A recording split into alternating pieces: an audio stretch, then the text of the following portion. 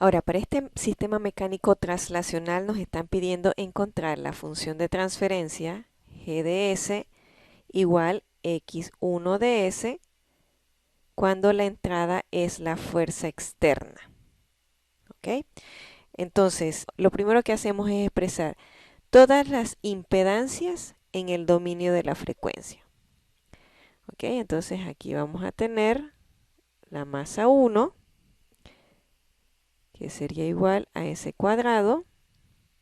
Acá tenemos masa 2, que también vale s cuadrado. Y aquí vamos a tener el resorte, que en el dominio de la frecuencia va a ser igual a 1. Acá vamos a tener una fricción viscosa 1, que en el dominio de la frecuencia es igual a 2s. Aquí tenemos el resorte número 2, que esto es igual a 1 en el dominio de la frecuencia. Fricción viscosa 2 va a ser igual a S. Y aquí la fricción viscosa número 3 va a ser igual a S. Entonces yo también expreso los desplazamientos en el dominio de la frecuencia x1 de S, x2 de S y la fuerza externa F de S. Entonces, ¿cómo nosotros obtenemos esas ecuaciones por simple inspección? Bueno, sencillo, yo empiezo a ver todas las impedancias que están relacionadas al desplazamiento con x1 y yo las voy a sumar. Entonces, en ese caso tendría s cuadrado más 3s más 2. Todo eso lo voy a multiplicar por el desplazamiento 1. Y luego yo veo cuáles están entre el desplazamiento 1 y el 2. Y esas impedancias que están entre esos dos desplazamientos, yo las voy a sumar, pero les voy a colocar un signo negativo. Así que en ese caso yo tengo la fricción viscosa y el resorte, y eso sería igual a menos S más 1, y lo multiplico por x2 de S. Y esto va a ser igual a 0 porque en ese desplazamiento 1 no tengo aplicada ninguna fuerza externa.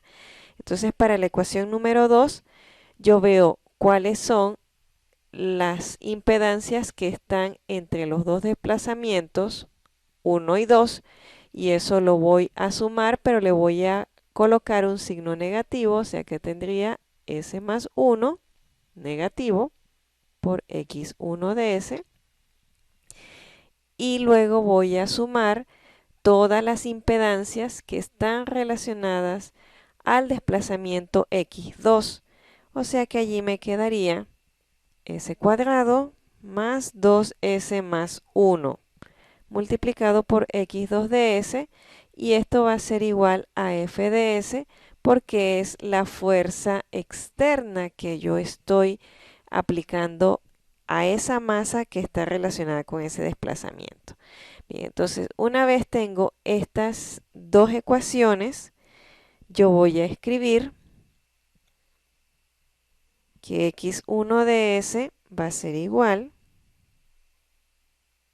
y aquí voy a reemplazar por los términos independientes que serían 0 y f de s, y acá en la otra columna voy a tener menos s más 1 y s cuadrado más 2s más 1.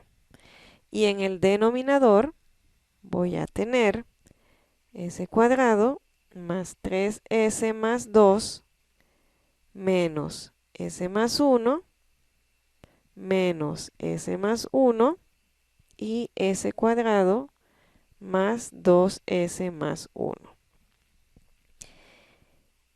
Y de ahí voy a entonces a resolver para x1 de s.